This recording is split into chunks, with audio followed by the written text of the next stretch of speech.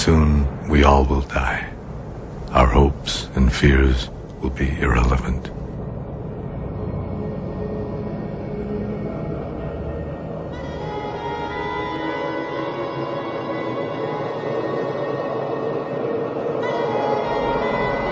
On the luminous continuity of existence, which has no origin and which has never died, human beings project all the images of life and death, terror and joy, demons and gods.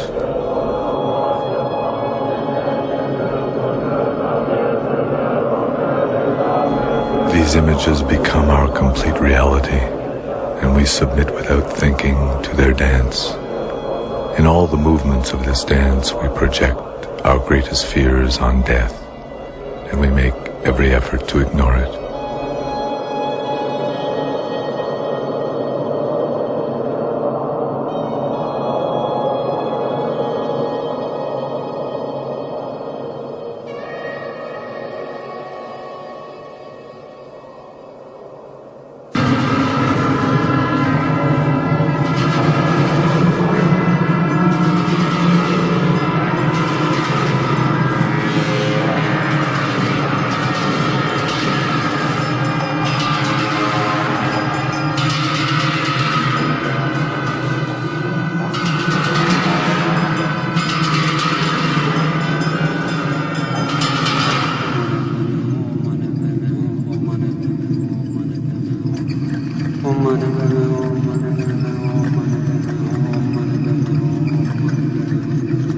Anything that has a shape will crumble away.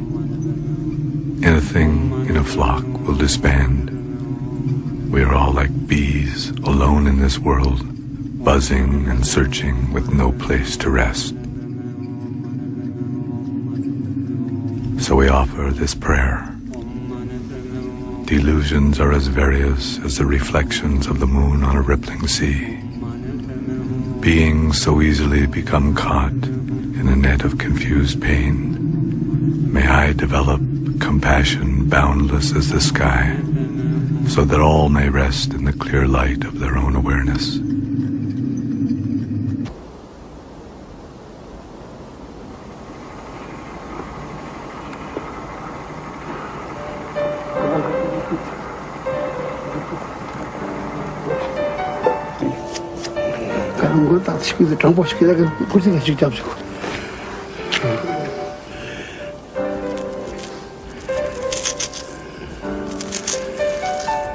This is Tubten Sering.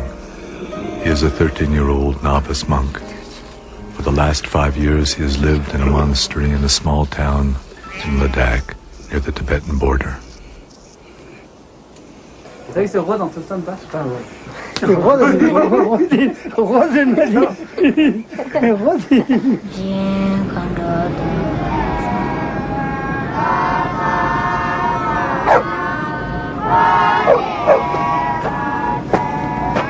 This is Tubten's teacher, Lama Pema Shoden.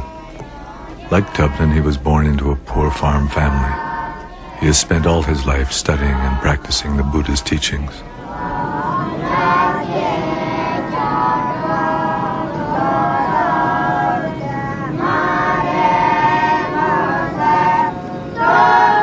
When the Chinese invaded Tibet, Pema Chodron fled from a monastery he had been visiting there and came back to Ladakh carrying 100 volumes of sutras and other texts on his back. These are what he is teaching Tubten and all the other young monks.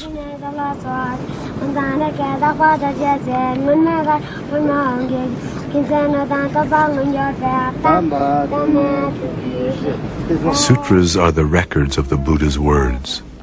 Pema Chodron shows how they have guided people on the path of awakening for more than 2,000 years. He is careful that his students learn their true meaning and know how to apply them properly in daily life. Buddhism is always taught this way, directly from teacher to student, and Pema Chodron teaches just as he was taught.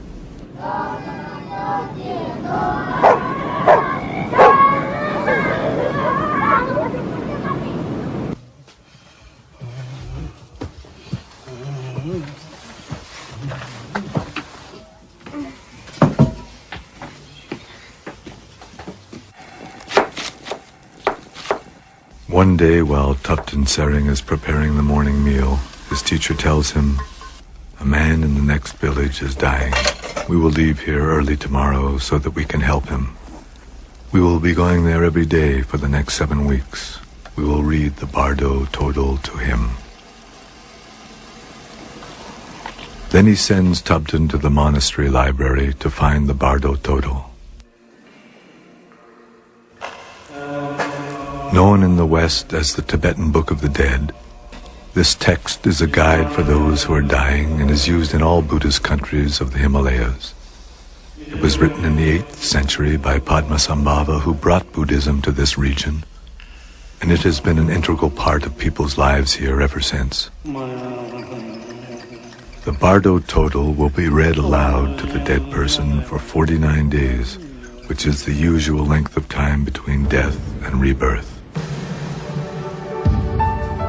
This is the first time that Tupten has been asked to assist his teacher. What happens when we die? At death, we lose everything we thought was real.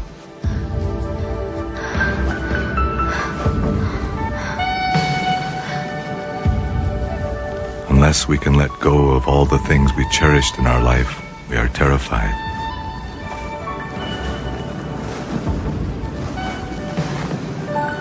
If we cannot stop struggling to hold on to our old life,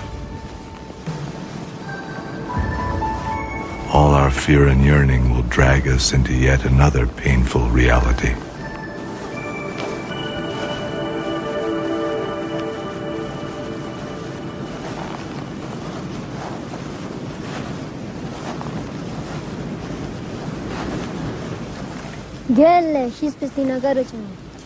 But where does the consciousness actually go? We are always wandering through transitional states called bardos. The name of this text means the great liberation through hearing in the bardo, and it describes the transitions from death to life.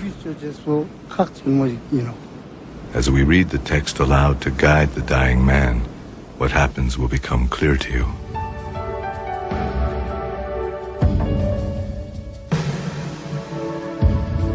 The Sonams live at the edge of a nearby village. The family is very religious, and Grandfather Sonam is often at the temple. But it is his second son, Sering Sonam, who is dying. He has been somehow stricken while traveling on business, in spite of the fact that he is only 42. It will be hard for him to let go of his attachment to this world. To leave his wife and his old father must be very difficult, and this can cause him to wander in the painful uncertainty of the bardo for all of the 49 days after his death.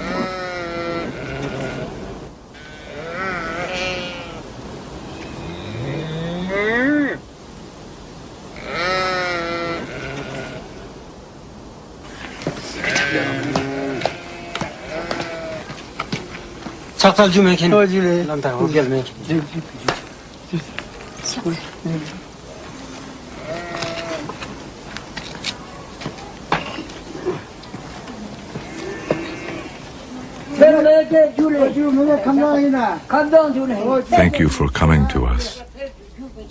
Are you well, old man? I'm all right. But my son...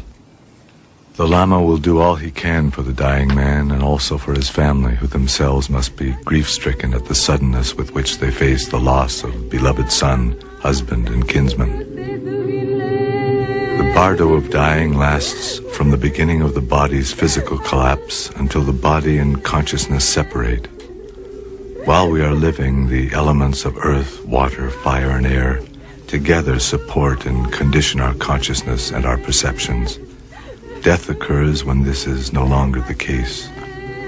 Now, without the screens and filters of daily life, at this time, mind itself can be seen directly.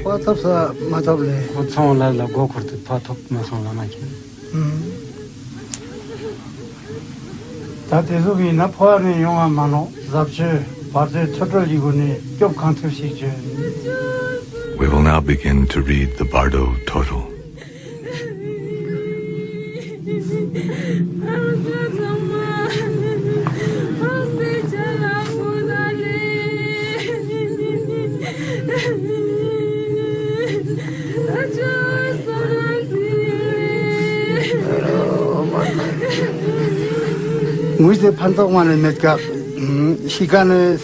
Don't cry, it doesn't help, it just confuses the dying man. The most important thing now is to help Tsering Sonam's mind be untroubled and clear.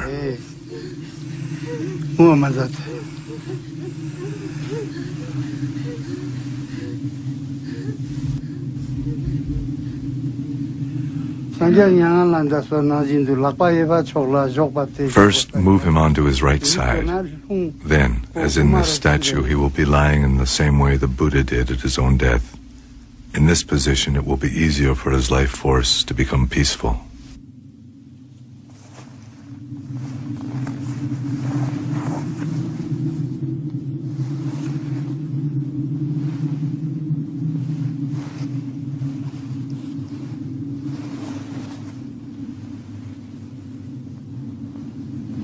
According to the Book of the Dead, dying people are sensitive to sound both as they die and for certain periods after their death. Thus he will hear the teachings which can help him.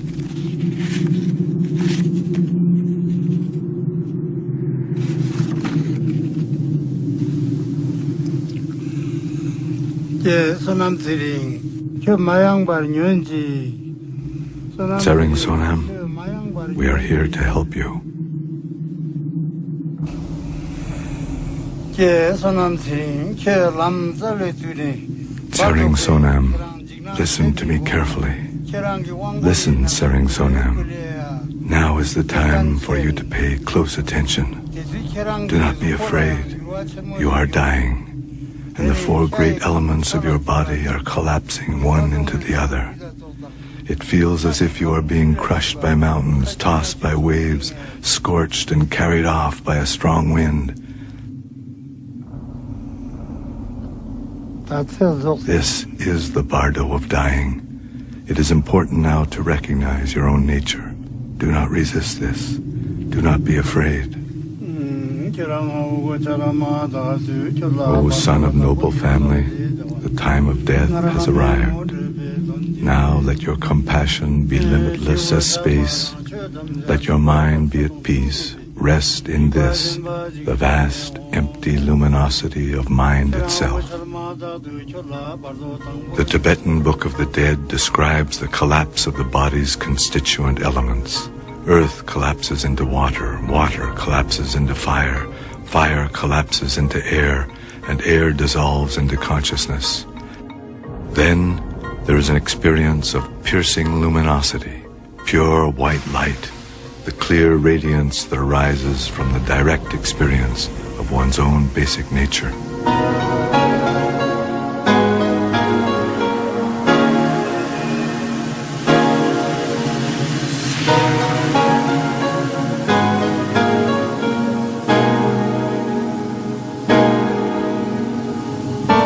Now there is no darkness, no separation, no direction and no shape, only brilliant light. This boundless, sparkling radiance is mind, free from the shadows of birth and death, free from boundaries of any kind.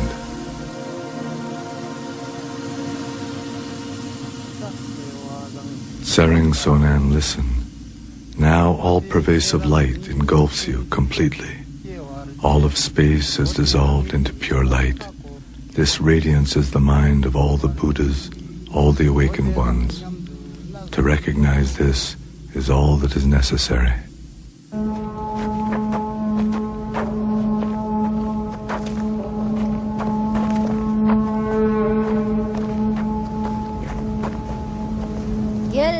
Teacher, what happens to him if he doesn't recognize his own nature?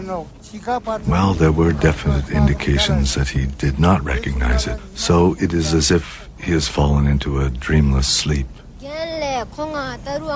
Can he still hear?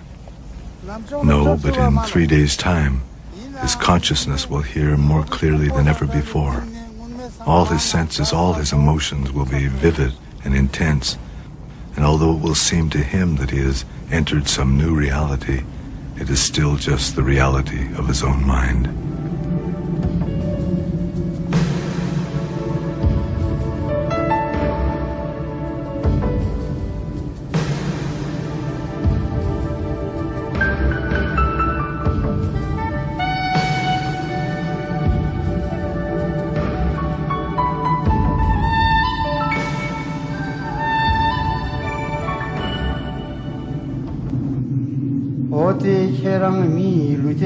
Because you didn't recognize your real nature, you have wandered here, and your own mind will now arise before you in unfamiliar ways.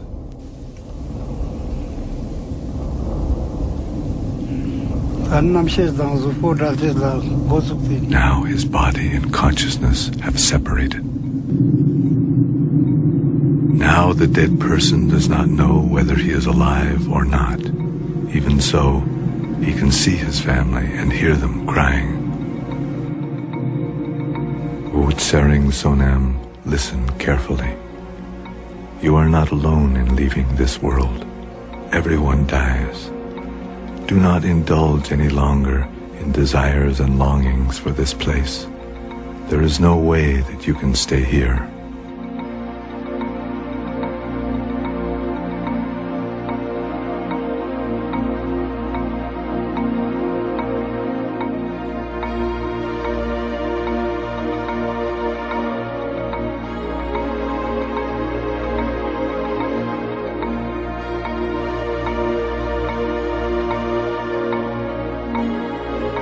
Because the dead person was unable to recognize the luminosity of mind itself, his experiences now take shape out of random imagery from his former life.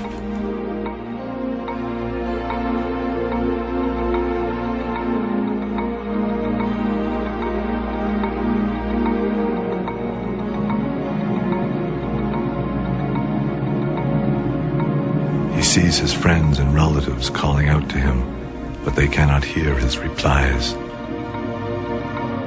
Death has cut him off from them, and sorrow strikes his heart. He sees his family and relatives crying. He can see his bed, but he is no longer the one lying there. Instead, there is a corpse.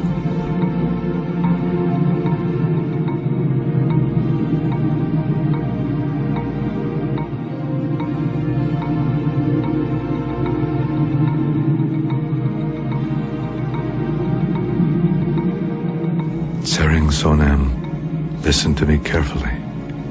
Soon you will experience the intense presence of your own emotional states as peaceful and raging light forms. Do not be afraid. They cannot hurt you.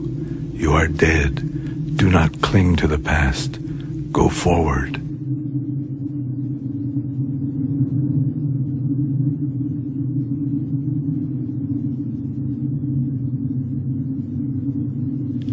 Sering Sonam, go forward. You are dead. Do not cling to the past.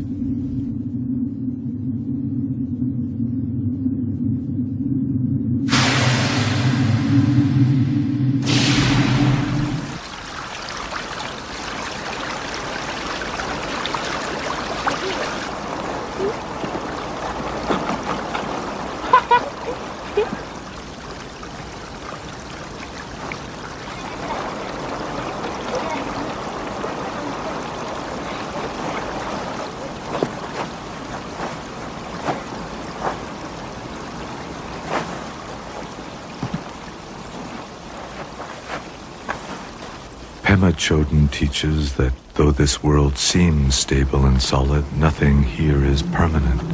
But like water, snow, and ice, life is always shifting, changing form.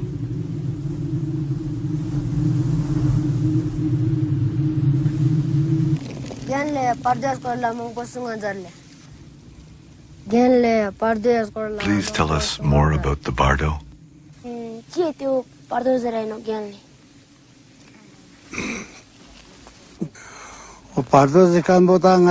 All existence is one kind of bardo or another. It means living in an atmosphere of uncertainty, moving without a place to rest.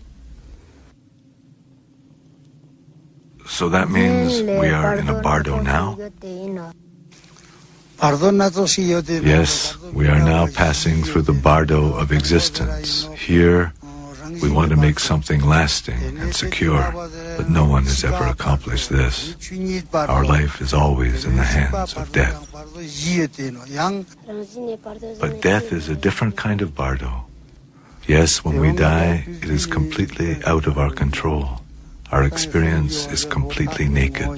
What is the best path through this bardo? It is a question of waking up right now. Look at your own mind. Look at it when it is calm and still, and when it is running wild. This is what the Buddha did and what he taught.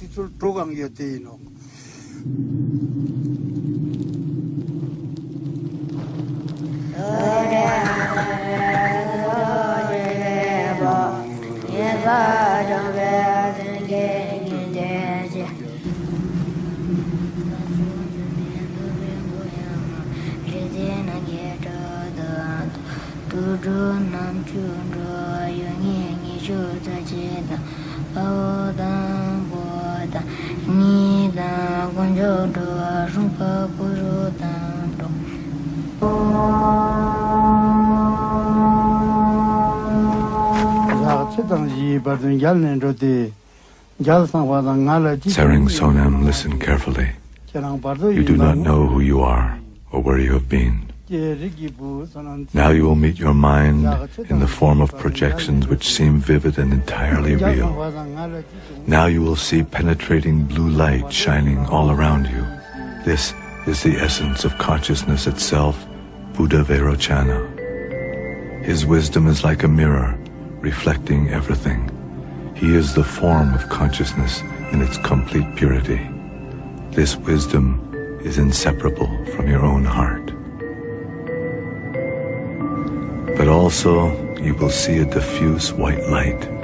Avoid it. If you follow the allure of the soft white light, you will find yourself ensnared in the temporary pleasures of being born as a god, living in lordly ignorance of the passage of time, yet subject to unexpected death.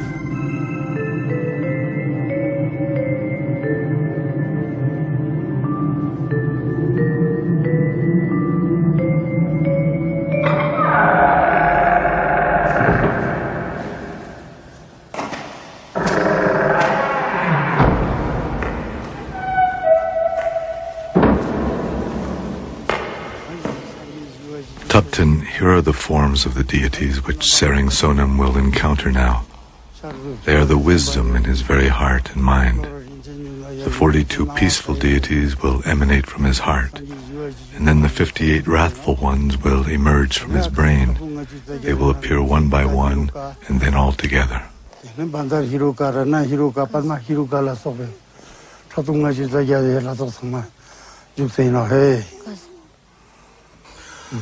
The peaceful deities are complete, immovable, invincible. If he cannot bear to enter their vast benevolent space, if he cannot let go of self-centeredness and fear, these deities will become terrifying, wrathful ones who drink the blood of his ego clinging and crush all his delusions. If he recognizes them as an expression of his own mind, they are the unsparing face of wakefulness.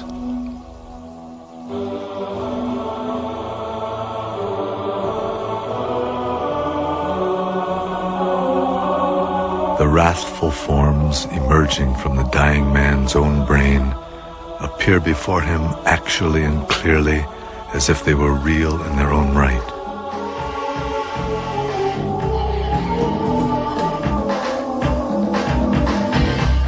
Terror and anger he feels are his own efforts to evade being completely awake. He wanders uncertainly in the landscape of his own mind.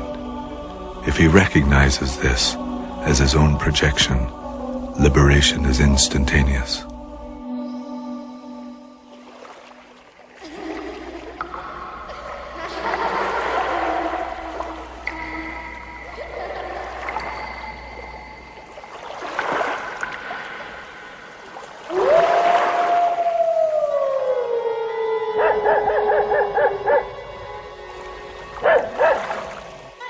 Alone in the night, the old Lama would sing to himself, "The light of wisdom, spontaneous play, dances in bright ripples on an empty lake."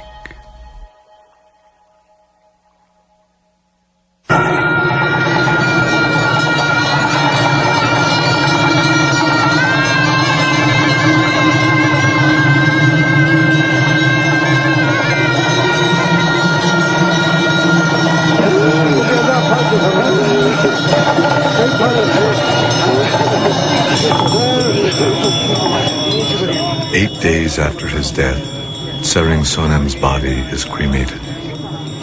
In order that he may no longer cling to his former body, and so that his relatives and loved ones may release him from the bonds of their attachment to him, his body is offered to the fire.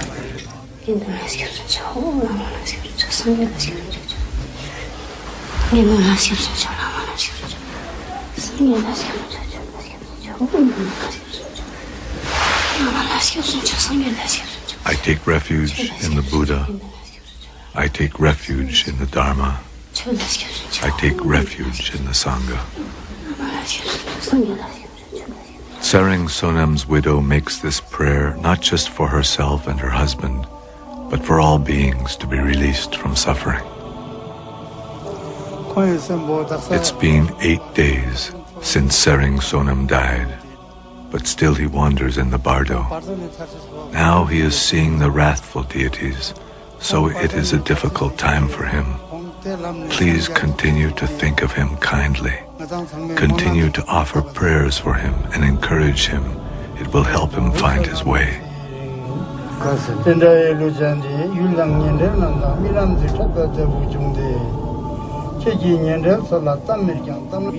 Tsering Sonem, now pay attention. Do not be afraid or bewildered. The great wrathful ones are now appearing before you. They are the presence of your innate wisdom, the vivid form of your own wakefulness. Recognize them as a reflection of your own mind. Recognition and liberation are simultaneous. All of us feel sparks of anger, flickers of passion, twinges of jealousy, small moments. But from these seeds, we grow to become a jealous person, an angry woman, a passionate man.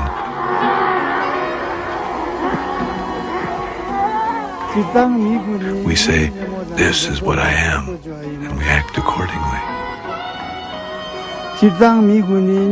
But these are just our masks. We forget that we are wearing them, and we run from the ones which others wear. So really these wrathful deities are just part of us? Yes. That's why I say it's impossible to run away from them.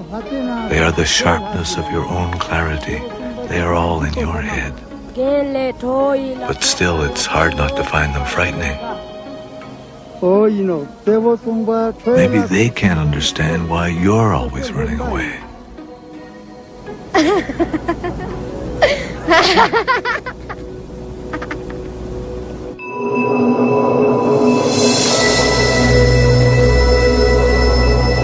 Then, all together and all at once, the peaceful and wrathful deities come before the dying man, filling the whole of space. If he does not recognize these as his own projections, then they transform into the terrifying image of the Lord of Death, with gnashing fangs and glassy eyes. This too is his own projection. But if he does not accept that, his fear and turmoil force him to wander on in terror to the Bardo of rebirth.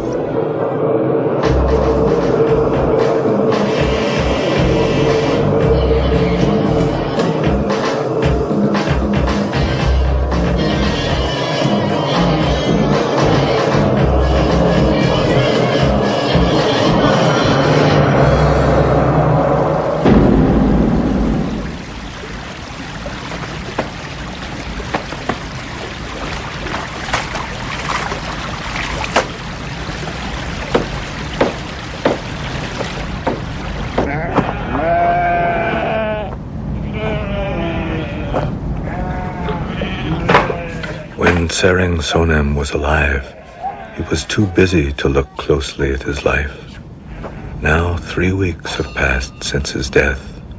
Drawn on by the stream of his old habits of mind, he still cannot recognize his own basic nature. Now he has left the bardo of the nature of mind. Again he is lost and wandering, so now he seeks to end his suffering by being born into a solid and familiar place. Now in the bardo of rebirth, all his senses have become extremely acute, and his consciousness is like a body without substance. In this body, the dead man, by a mere thought, can travel anywhere. As if he had miraculous powers, he can pass through mountains or circle the universe. He can enter anywhere, but nowhere can he rest. In the pain of his endless wandering, the thought of being born now promises great relief.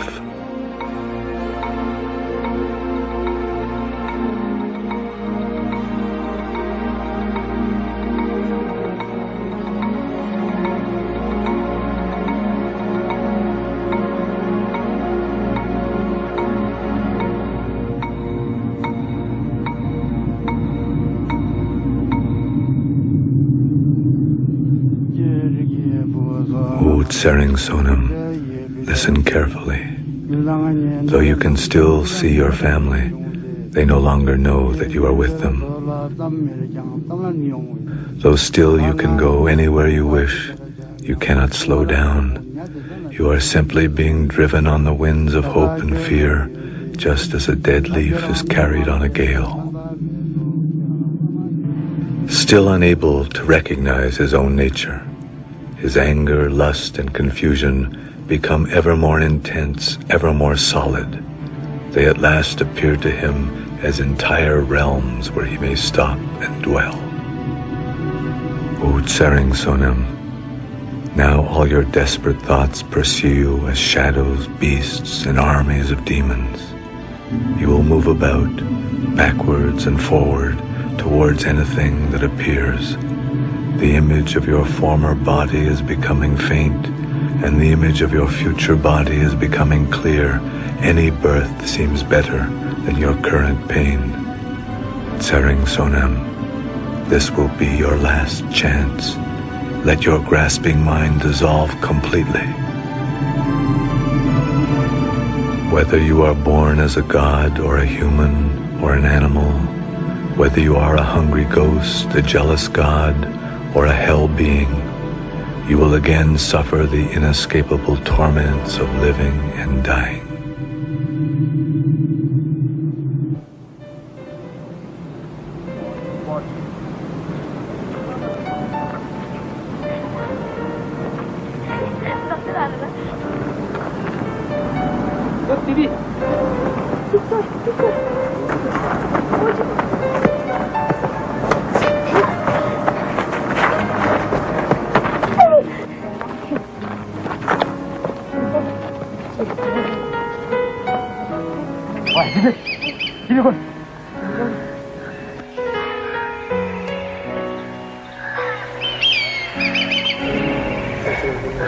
Since everyone is caught in these bardos of suffering and delusion, what can we do?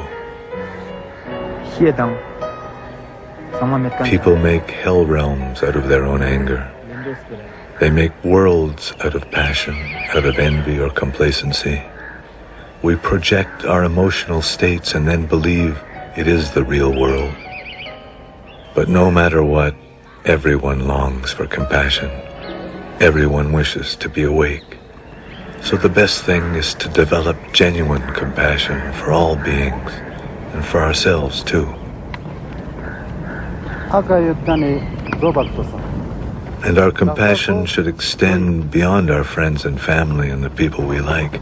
It must extend to all people and to all living beings.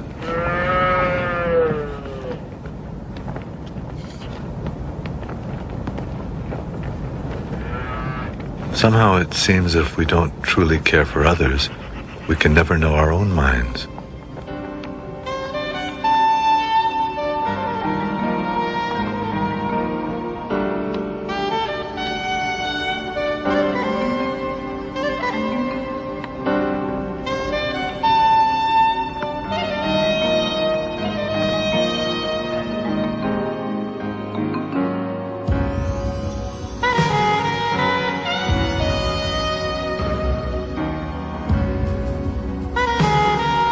Remember, Tupton, you can have lofty insights and pure impulses, but then return to your old habits without even noticing. We have to work all the time to open our hearts and look for the truth. Otherwise, there is neither understanding nor a purpose for understanding. Also, Tupton, it's not a bad idea as life goes by to keep your sense of humor.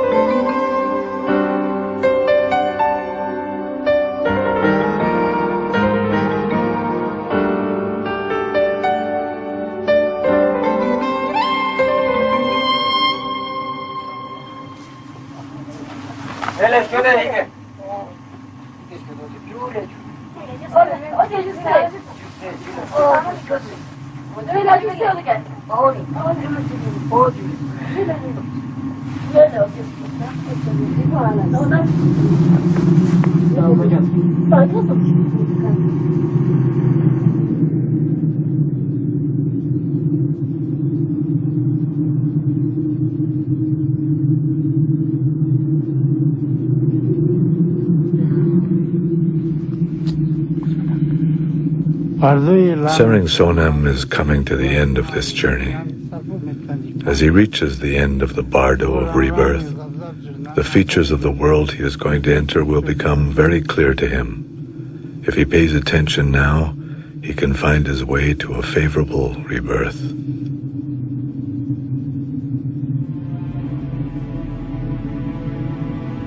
Sering Sonam, listen carefully. You are now on the path to rebirth. Choose carefully where you are to be born. In all the possibilities that are present for you, choose a good human birth in a good place so that you can continue on the path to recognize your own mind. Even though you are desperate for a home, a dark cave in a forest may well lead to a birth in the animal realm.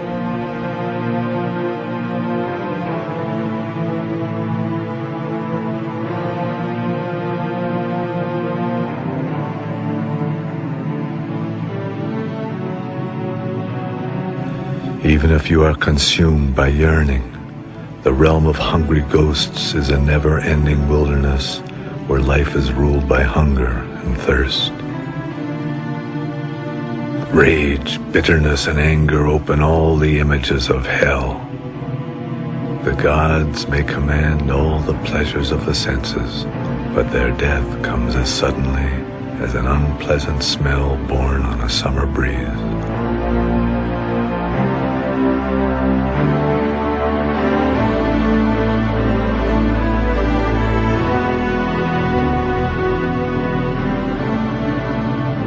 Put your mind at ease.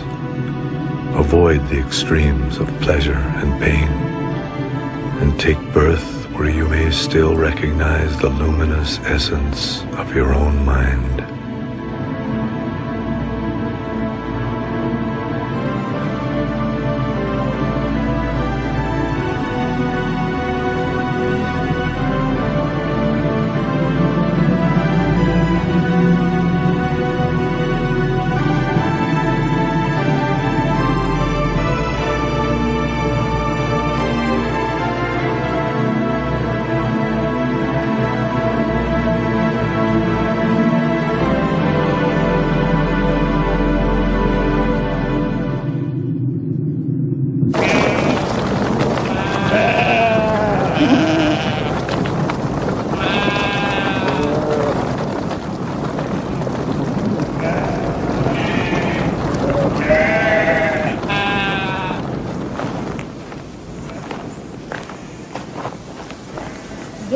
Will Tsering Sonam remember much of his journey when he is born again?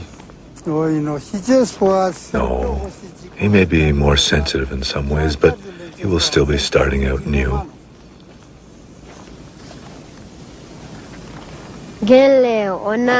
So it seems that coming to life is not necessarily a thing to be celebrated.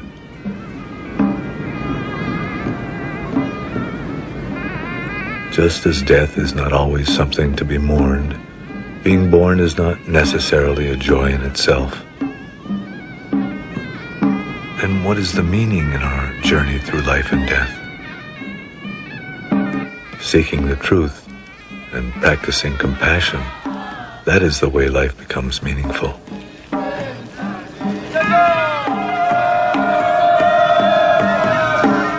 Just as it does for this young bride. The beginning of a new life always holds that promise.